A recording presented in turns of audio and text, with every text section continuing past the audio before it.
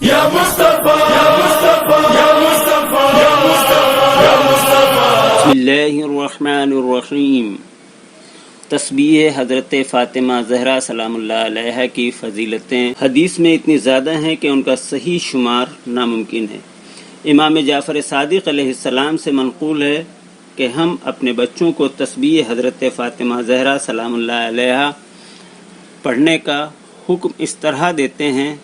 جس طرح انہیں نماز کی تاکید کرتے ہیں، لہذا ہرگز ترک نہ کرنا چاہیے، اور جو شخص اسے مسلسل پڑھے گا وہ ہرگز شقی بدبخت نہ ہوگا۔ اور معتبر روایات میں ہے کہ خداوند عالم نے قرآن مجید میں جس ذکر کثیر کا حکم دیا ہے وہ جناب فاطمہ سلام اللہ علیہ کی تسبیح ہے، اور جو ہر نماز کے بعد اس کو پڑھتا رہے گا گویا اس نے وَاذْكُرُوا اللَّهَ ذِكْرًا کثیرہ پر عمل کرتے ہوئے خدا کو بہت زیادہ یاد کیا ہے۔ امام محمد باقر علیہ السلام سے معتبر سند کے ساتھ روایت ہے کہ جو شخص تسبیح حضرت فاطمہ سلام اللہ علیہ پڑھ کر استغفار کرے خداوند عالم اسے بخش دے گا، اور تسبیح کے کل کلمات 100 ہیں، لیکن میزان عمل میں اس کی تعداد 1000 ہے۔ تسبیح سے شیطان دور ہوتا ہے اور خداوند عالم کی خوشنودی حاصل ہوتی ہے۔ اور امام صادق علیہ السلام سے منقول ہے کہ جو شخص نماز کے بعد پیروں کو حرکت دینے سے پہلے تسبیح فاطمہ سلام اللہ علیہ پڑھے گا، پیروں کو حرکت دینے سے پہلے تسبیح حضرت زہرا سلام اللہ علیہ پڑھے گا، اسے بخش دیا جائے گا۔ یعنی جب آپ نماز تمام کرتے ہیں سلام پڑھنے کے بعد آپ ادھر ادھر نہ دیکھیں، یعنی پیروں کو حرکت دینے کا مطلب یہ ہے کہ آپ فوراً ہی تسبیح زہرا سلام اللہ علیہ پڑھیں اور اس کے لیے جنت واجب ہو جائے گی۔ دوسری معتبر حدیث میں ہے کہ میرے نزدیک ہر نماز کے بعد حضرت فاطمہ سلام اللہ علیہ کی تسبیح پڑھنا ہر روز 1000 رکعت نماز پڑھنے سے بہتر ہے۔ حضرت امام محمد باقر علیہ السلام نے فرمایا کہ کوئی بھی ذکر خدا ایسا نہیں ہے جس کے ذریعے تسبیح حضرت فاطمہ سلام اللہ علیہ سے بہتر تسبیح و تمجید پروردگار کی جا سکتی ہو،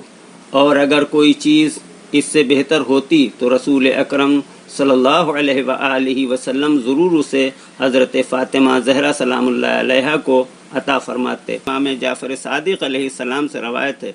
کہ جو شخص واجب نماز کے بعد تسبیح پڑھ کر ایک بار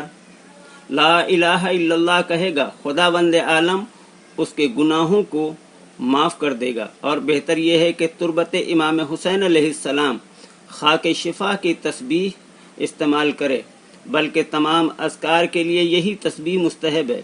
بلکہ اس تسبیح کا اپنے پاس رکھنا بھی مستحب ہے، کیونکہ یہ بلاؤں سے امان کے علاوہ ہے، بے انتہا ثواب کا ذریعہ ہے۔ یہ بھی منقول ہے کہ ابتدا میں جناب فاطمہ سلام اللہ علیہ نے اون کا ایک دھاگا بنا کر اس میں گرہیں لگا دی تھیں، اور آپ انہی کے ذریعے گن کر تسبیح پڑھا کرتی تھیں۔ اس کے بعد جب جناب حمزہ بن عبد المطلب جنگ احد میں شہید ہو گئے تو آپ نے ان کی قبر مطہر سے مٹی لے کر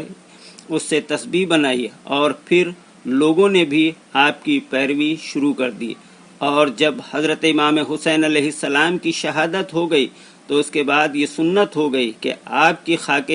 قبر سے تسبیح بنا کر تسبیح کی جائے۔ حضرت امام زمانہ علیہ السلام سے روایت ہے کہ جس کے ہاتھ میں خاک شفا کی تسبیح ہو اور وہ تسبیح پڑھنا اور ذکر کرنا بھول بھی جائے تو اس کے لیے ذکر خدا کا ثواب برابر لکھا جاتا رہے گا۔ حضرت امام جعفر صادق علیہ السلام سے منقول ہے کہ خاک شفا کی تسبیح خود ذکر خدا کرتی ہے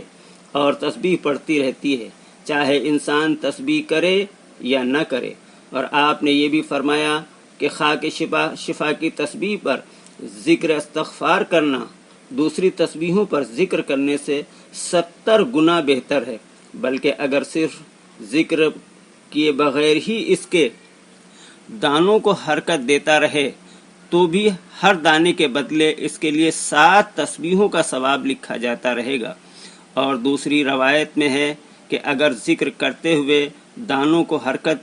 بھی دے تو اس کے لیے 40 نیکیاں لکھی جاتی ہیں۔ اور روایت میں ہے کہ جنت کی حوریں جب کسی فرشتے کو زمین کی طرف